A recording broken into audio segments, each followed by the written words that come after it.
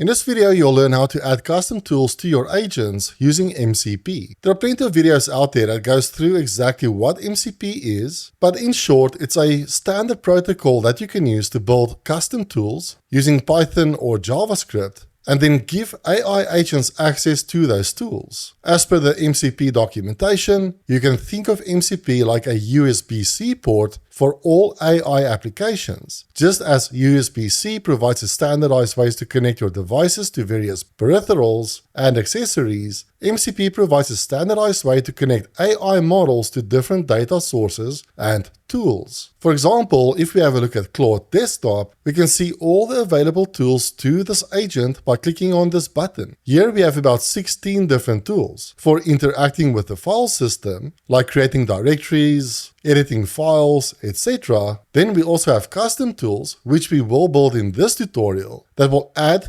items to a to-do list, and it can also retrieve our to-dos, remove to-dos, etc. This means that within software like Claude, we can ask our agent something like, what are my current to-dos? And our agent will ask our permission to access our custom to-do tool. And if I approve this, it's saying I've got one item in my to-do list, buy bread. Let's add an item by saying, add a new to-do called call mom. Again, the agent will ask our permission to call this tool, which I'll approve. And now it's saying this item was successfully added. So if we ask again, what are my to-dos? Our agent will now know that we've got two items, call mom and buy bread. And of course, we can also ask it to please remove item 2 from my to-dos, which is buy bread. And because it's the first time we're running this specific tool, it will ask us to approve this. And it's saying it was indeed removed. So finally, let's say, please list my to-dos. And it's saying we only have one to-do left, and that's called call mom. These tools are not limited to Claude either. We can access these exact same tools using other software that support MCP servers like Cursor and Windsurf. So if I start a new chat in Cursor, I can ask this agent, what are my to-dos? And it's saying I'm checking your to-dos for you. It's identified that we've got this MCP tool to get to-dos. So I'm going to approve this run. And it's saying we've got one item called call mom. So let's say we were busy developing some software, and we just want to make a note of something. So we could say, please add a to-do to update the README file. Again, it will ask us to approve this call, which I will. And it's saying I've added this to-do to your to-do list with an ID of 4. Of course, if we ask it, what are my to-dos? It's checking our to-dos for us. And it's saying we've got update the README file and call mom. And because these tools are sharing the exact same database, we can switch back over to something like Claude and ask, what are my to-dos? So it's retrieving our to-dos, and it's saying update the README file. So in this video, you will learn how MCP works by building your very own MCP server. This server will support 3 actions: add to-do, get to-dos, and remove to-dos. These items will be stored in a SQLite database, which will be shared between all of these different clients. I do want to mention that you can download the complete project for free by using the link in the description of this video. Lastly, I will also leave a link in the description to the MCP documentation. So if you do get stuck, I highly recommend going to Quick Start and simply following the Quick Start guide for server developers. In fact, to get started, we will actually just copy some of the code from this page across just to save us a little bit of time. And a lot of this is simply initial setup and not really related to MCP servers itself. So if you go to Core MCP Concepts, simply switch over to Node. Of course, if you're a Python developer, you can follow along with Python, but we'll be using Node and more specifically TypeScript in this video. If you're not too familiar with TypeScript, JavaScript experience will help as well. We won't be doing any fancy TypeScript in this video. Right, so if we click on Node and we scroll down, we are interested in this set up your environment section. This is saying that we need at least Node.js version 16 or higher. And in order to set up the project, these are the different instructions. So open up your IDE. You can use Visual Studio Code. I'll be using Cursor. Then open up a new folder. First, let's instantiate a new Node environment by running npm init-y. Then using the documentation, let's copy these dependencies. So let's copy this npm install and the model context protocol /SDK as well as Zod and press enter. Then let's also copy this command to install TypeScript and the TypeScript types package. I do want to mention that if you don't want to use TypeScript, you can follow along by simply creating a new file in the root of this directory called index.js, and you will then simply do all of the coding within this file. But of course, we will get TypeScript to generate that file for us. So what we need to do is create a new folder called source, and within this folder, let's create a new file called index.ts. So that's effectively these steps over here. Then we need to update the package.json file by copying everything from type all the way down to files, like so. Then in the package file, I will add this code below the main property.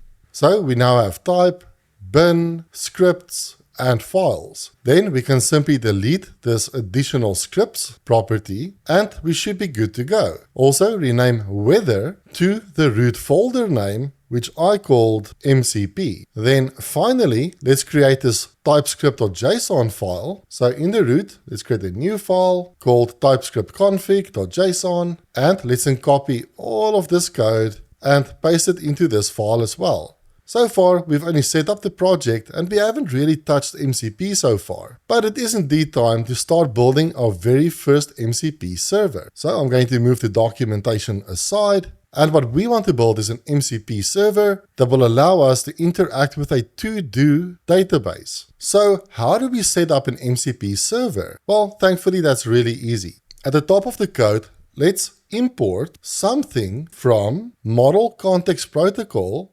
SDK, and I'm actually just going to disable the cursor autocomplete as it is a little bit distracting. And within this Model Context Protocol package /SDK, we can drill into server, and within server, let's select mcp.js. And from this package, we want to import the MCP server. Now we can instantiate the server. So I'll just say create server, and we can create a variable called server, which is equal to new MCP server, and this class takes in an object as input, and here we need to specify the name of the server, which I'll call to-do, and then we also have to specify the version, which I'll simply set to 0.0.0.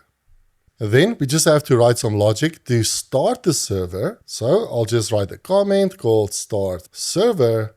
And for this, I'm going to create an async function called main. And in this function, we have to specify how the data will be passed between the MCP client, like Claude or Cursor, to the MCP server, which is our to-do list application. So in this architecture page, they kind of demonstrate it like this. You would have your MCP host, which would be something like Claude, and you would have your backend server, like our to-do server. These two layers need some way to pass the data back and forth, and that is simply called the transport layer. It's sort of like a telephone line. There are two types of transport layers. First is the standard I/O, so standard input-output transport, and this is a very common transport where our client would send a message to the server and the server will return some response. With SSE transport, the server is able to send events to the client. So this could be some back-end process that will send an event to the client once it completes. What we're interested in is the standard I/O transport. So what does that actually look like in the code? First, to instantiate this transport, we need to import it. So at the top of the file, let's import something from Model Context Protocol /SDK /server/STstudio. You can also see SSE over here, but let's select STstudio. And from this package, we want to import the standard I/O server transport. Now, in our main function, let's create a new variable called transport, which is equal to a new instance of the standard server transport. And now that we have a mechanism for passing messages back and forth, all we have to do is call our server. So we'll await server.connect, and for the connection, we'll simply pass in our transport. And finally, all we have to do is call this main function. So let's call main, like so, and we can add some exception handling by adding .catch, and this will receive an error message. And with this error, we can simply console log this error, and finally, let's call process and with a value of 1. This will simply terminate the server. Right, so we've now defined our server, and we've added logic to start the server. Now, how do we actually add tools to the server? Well, thankfully, that's super easy. So I'll just add a comment called add tools, and to add a tool to the server, let's call server and on the server, we can do a few things. We can define a tool, a resource, and a prompt. Each of these are explained in detail in the documentation, but for this tutorial, we're simply interested in adding tools. For each tool, we need to add a few parameters. The first parameter is the name of the tool. So the first one I want to add is an add to-do tool, to add new to-dos to our database. You can call this whatever you want, by the way. Then for the second property, we need to provide an object, and within this object, we can specify the input parameters for this tool. So for a to-do tool, it would make sense to pass in some text. And we can also make this type safe by using Zod. This means that at the top of the code, I am going to import Z from Zod. And this means next to this text property, we can now call Z and this will be a string field, like so. Then after this object, we now need to specify a callback function, and it's within this function that will actually write our code. So let's define a function as an async function, and this function takes in a text parameter, and this is an anonymous function, and in curly braces, we can now start to write our code. So let's just add a comment to say add logic here, and you can build any code here. The most important thing is that you return an object in the correct format. So these functions will return an object with a property called content, and content can be an array of values, and for each value we will pass an object, and this object will always have a type property and will simply return text and a second property called text. And in here, I'm simply going to create a piece of text. So I'll just say that whatever value we received was added to our to-do with ID 99, just as an example. Of course, in a few minutes, we will add the actual logic to read the database, but in order to get started, let's simply create these tools and simply return some dummy text. So let's go ahead and create a remove to-do and list to-dos as well. All we have to do to add additional tools is to call server.tool, and we'll do exactly the same thing that we did up here. In fact, I'm going to copy this add to do tool and then paste it down here. Then let's rename this to get to dos. This does not take any input, and therefore we are not expecting anything to be passed in. So it's just an empty object. In fact, we don't even need these curly braces. And then for the response, let's simply pass back something like call mom with an ID of 99. Cool, let's copy this one more time for the remove to do. So let's rename this to remove to do. This tool will accept an input. So we're expecting to receive the ID of the to do to remove. And to add some type safety, we'll use Zod. So we'll call z.number like so. And now for this callback function, we are expecting to receive the ID. And for the response, let's simply say to do, and let's pass in the variable of ID was removed. Okay, great. So we've now instantiated the server. We've added 3 tools. So we've got add to do, get to do, and remove to do, with some dummy text being returned. We also have logic for starting the server. Now, if you used simple JavaScript, this is pretty much all you have to do.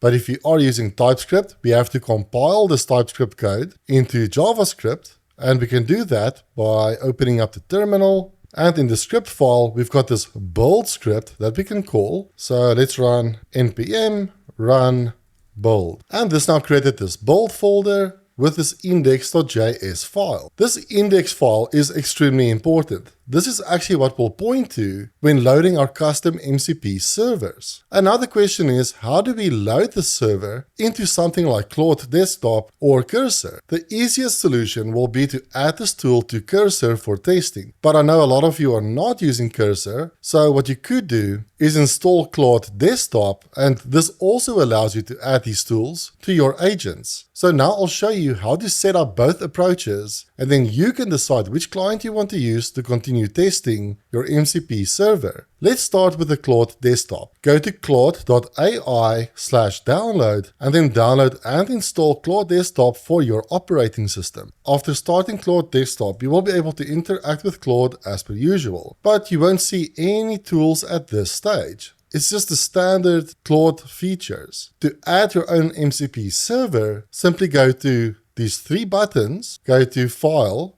and Settings. Then go to Developer, and here you can add MCP servers. So click on Edit Config. This should open up the folder containing your Claude Desktop config. Then open this file in a code editor. Initially, this file will be blank, or it might contain this MCP servers object, which doesn't contain any values at the moment. What we can do now is add our own servers within this object by first giving the server a name, like to-do, : and then we have to specify a few more properties for the server, the first being the command, and for this we'll call node, and then the second property are the arguments for this command. And in here, we need to specify an array of values, in other words, an array of arguments.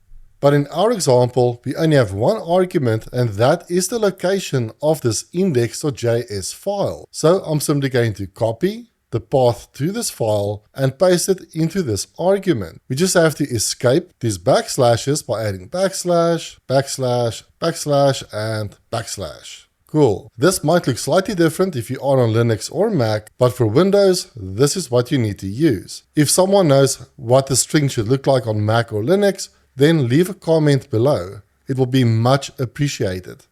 So this is identical to opening the terminal and simply running node, followed by build and index.js. This has now started up the server, so it's actively now listening for instructions. Let's simply stop this by pressing Ctrl+C, but hopefully you get it. The MCP client will simply run this script sitting in this location. Now that we've saved this file, we can go back to Claude and simply restart Claude.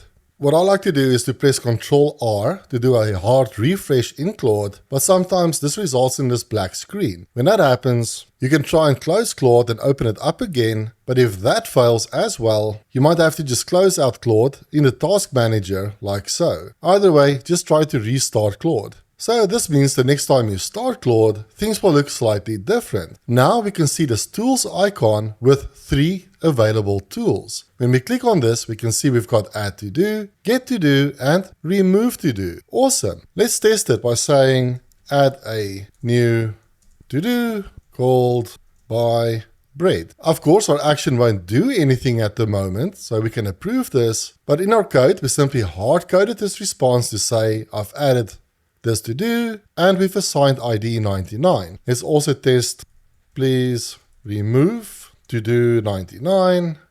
Let's approve this, and it's actually passed ID 99 to the tool, and it's saying that this item was removed. By the way, if you want to see what was passed to the tool and the tool's response, you can simply click on this link, and this is showing that ID 99 was passed in, and this was the response from our action. So this is just a little tip for troubleshooting these actions. Finally, let's also ask it to please list my to-dos. So it's asking us to call this tool, and it's saying that we've got this to-do in our list called call mom. Awesome. So if you want to, you can simply follow along with this tutorial using the Claude Desktop app. But for the rest of you, I'll show you how to add this to Cursor. This is super simple as well. Again, we need to copy the path to this index.js file. Then under File, go to Preferences and Cursor Settings. Then click on MCP. I've already got the to-do list loaded, so I'm just going to remove the server. Then let's click on Add New Server. Under Server Name, let's call it To-Dos. And this is of type command. This is not SSE. Then we need to enter node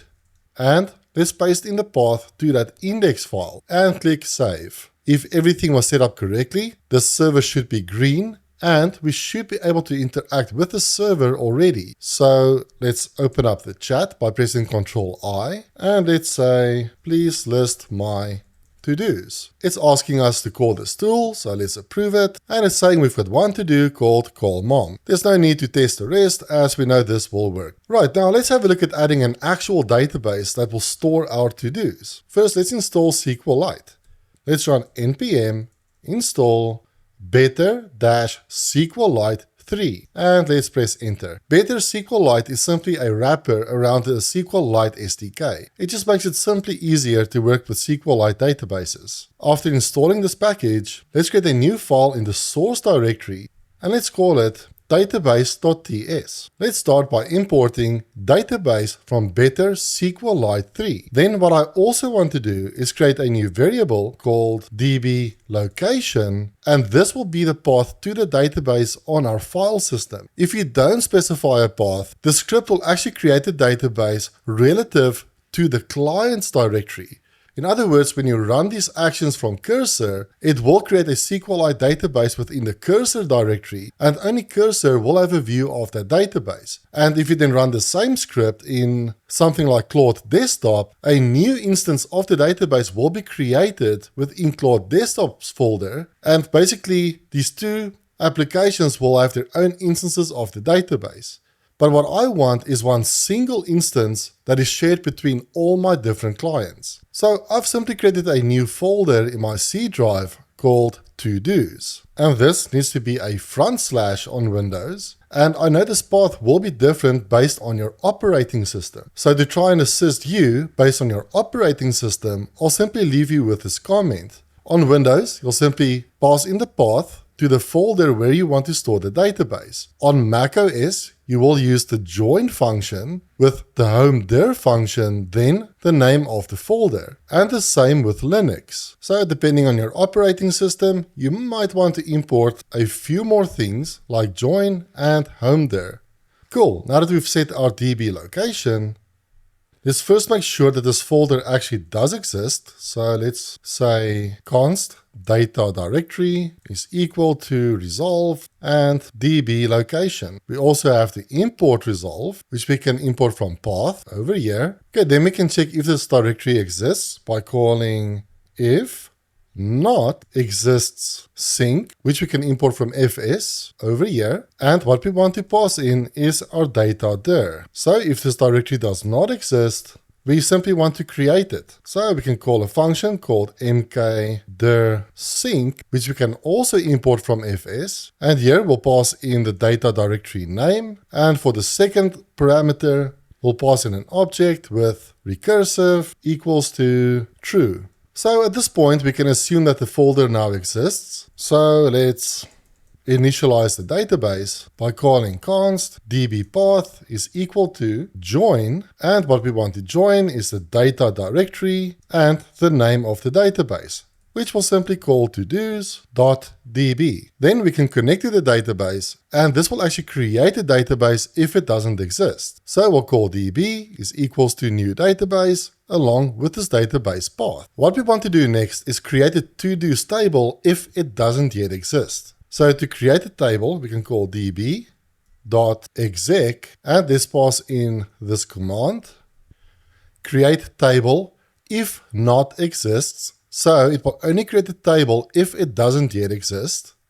Then in parentheses, let's specify all the fields. First is the ID field, which is simply an integer that will auto-increment as we add new to-dos. Then we'll add the text for the to-do, and this is of type text, and it may not be null. And for completeness sake, we'll also create a created@add field, and that should be it for our database. And I notice we're still getting this TypeScript error on Better SQLite 3, and that is because we're missing a few TypeScript type definitions for this package. So to fix that, we can simply open a terminal and run npm i-save dev with the package types/better-SQLite 3. So that's now resolved this error. Right, so now that we've created our database and set up the initial table for the to-dos, we need to specify the different operations. We need operations to add to-dos, remove to-dos, and list to-dos. So I'm actually going to just export a const called db operations, which is equal to an object, and in this object we'll create a function to add to-dos. So this function will simply make an arrow function like this. Let's also create one to get to-dos. We'll also just create an arrow function for now. And let's also do remove to-dos. And this is also an arrow function. Let's start with add to-dos. We know that add to-do will receive text, and this is of type string. For the logic, let's prepare the SQL statement. So I'll just call stmt is equal to db.prepare, and prepare simply takes in a string, and for prepare, we'll pass in this string that says insert into the to-dos table over here into column text, and for the value, we'll simply use this question mark, which is just a placeholder. Then to actually execute the statement, we need to run statement.run, and what we want to pass in is this text value that we received in the function call, and we also want to get the response back of this run. So I'll just create a new variable called info, which is equal to statement.run. So info will give us information about the record that was inserted. For example, the inserted ID. This now means that we can return an object, and all we're really interested in is the ID, which we can get from info.lastInsertedRow, and we need this to be returned as a number. And I guess we can also pass back the original text. Let's do the same for the rest of these methods. For getToDo, we're not expecting to receive anything. We simply want to return all the to-dos in the database. So again, let's prepare our statement, which is equal to db.prepare, and let's pass in a string, like select all from to-dos, and we'll order the results by the ID in descending order. Now we simply want to return the list of to-dos, so let's return statement.all. So this will execute the statement, and we're asking it to return all the results, and if we are using TypeScript, we might want to give a type to this array. So I'll simply call this type to-do, but let's also define the type somewhere in our code. So maybe at the top of the code, let's export a new interface called to-do, and we've got two properties, the ID and text. And that's all we have to do for get to-dos. Now for remove to-dos, we also want to receive the ID. This is of type number, and in this logic, let's again create our statement. So const statement equals db.prepare, and for the text, we'll simply pass in delete from to-dos where the ID equals this placeholder. Now we can run the statement, so const info equals statement.run, and we'll pass in the ID. This will simply be injected into this placeholder over here. Now we simply want to return either a true or false. So true if the item was successfully deleted, or false if nothing was deleted. How do we do that? Well, all we have to do is say return info.changes greater than 0. So if the amount of changes were greater than 0, then it means this deletion was successful. Otherwise, if it's 0, nothing changed, right? And because this is TypeScript, we'll simply tell this function that the response will be of type Boolean. You can simply omit this if you are not using TypeScript. Great, now that we have all our operations defined, we are actually done with all the database related stuff. So back in our index file, let's simply add all of these operations to our MCP actions. Under add to-dos, I'm going to replace add logic here with db operations, which we need to import, dot, and now we can see our different functions here. So we want to call add to do, and we need to pass the text to this add to do function. And we can store the result in a new variable called to do. And this means we can now adjust this response to say that text was added to our to do with ID. And let's now grab the correct ID from to-do dot, and on to-do we've got ID. Of course, you can add some exception handling if you want. So maybe if the to-do failed, then you would return some response saying the to-do couldn't be added, but I'm okay with this. Then under get to-dos, let's delete this and let's call db operations dot get to-dos. We don't have to pass anything to this function. We simply want to store our to-dos in a variable, and this will return a list of to-dos. So what we can say is, if we don't find any to-dos, we could say if to-dos dot length is equal to 0, then we want to return. I'm actually just going to copy this return structure over here, just to save a bit of time. And what we want to return is something like, you have no to-do items yet. Now, it's important to note that we can't simply return this object or this array back to the model. We have to provide text. So what we can simply do then is map through those items. So let's actually create a new variable called to-do list. And what we can do is simply say to-dos dot map. So we will map through each to-do. And now we can create a piece of string for each of these to-dos. For example, I want these to-dos to be displayed in a very specific format. I want to show the to-do text along with the ID. So it should look something like 99 : and the name of the to-do, like buy bread, as an example. So what we can do is replace this with to-do.id, and we'll replace this with to-do.text, just like that. Now this will still give us an array of values, and we have to convert this array into a string. In JavaScript, we can simply call the join function, and I'll also join these items with a new line. This will simply convert this array into a piece of string. In fact, if we hover over this, we can see that to-do list is now simply a string value. And that means we can now copy the string, and that is what will return back to the MCP client. We can also take this a step further by adding additional context. So I'm going to return this as a variable, and we can pass some additional info back to the model as well. Like you have, and let's say to-dos dot length to-do items. And I'll add a new line and then followed by the actual to-do list. So just imagine that when we interact with the chat model or the agent, this will tell the agent how many items there are. So how many items are in the to-do list, along with the actual array of the items. Hopefully this is all making sense so far. And if you are enjoying this video, please hit the like button and subscribe to my channel for more technical tutorials like this. Lastly, let's also implement this remove to-do action. Let's remove this comment. Then let's say under DB operations, let's call remove to-dos. This takes in the ID of the to-do, and if you can recall, this will return a Boolean value, which will tell us whether this deletion was successful or not. So I'm actually going to store the result in a variable called to-do. And first, if we couldn't remove this to-do, it might mean that the to-do simply didn't exist. So I'm simply going to assume that's the case. So I'll say that if to-do is false, then I'm going to just copy this return, paste it in here, and for the text, I'm just going to say error, no to-do item found with ID and this ID value. Otherwise, we'll just return a message saying this to-do was removed. And believe it or not, that should be everything. Before we test this out, we have to rebuild this project if we are using TypeScript. So let's run npm run build again.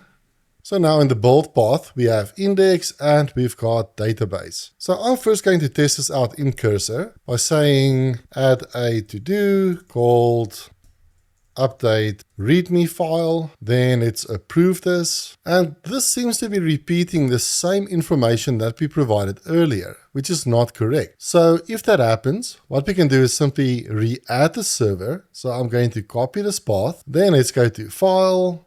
Let's go to Preferences, Cursor Settings, MCP. Let's delete this one. Let's add the server. I'll give it a name like to-dos. In the command, let's enter node. Let's paste in that path to the index file. Right, this is all green. So let's close this. Let's open up the chat again. I'm going to start a new chat and let's say add a to-do called update readme.md. Okay, let's approve this. And that looks better. Now it's saying, great, I've added a new to-do item with ID 1. That sounds correct. And what I can also see is in this database folder, this to-dos database was indeed created. So if you do run into issues, simply remove the server and add it back in. Let's also try to add another item. So let's say add another item called subscribe to Leon's channel. Let's approve this. And it's saying that the new to-do was added with ID 2. So far that sounds good. Let's now say list my to-dos. Let's approve this. And look at that. We get our 2 items back. Let's delete one. Let's say delete to-do number 1. Let's approve this. And it's saying this item was deleted. Let's go ahead and test this in Claude. So I'm just going to refresh Claude. We can still see our 3 tools here. I'm just going to start a new chat to make sure everything is clean. Let's say list my to-dos. Let's approve this. And we get the same list of to-dos back that we saw in Cursor. Let me know down in the comments if there are any other tools that you would like me to create using MCP Server. Also, if you found this video useful, hit the like button, subscribe to my channel, and otherwise, I'll see you in the next one. Bye bye.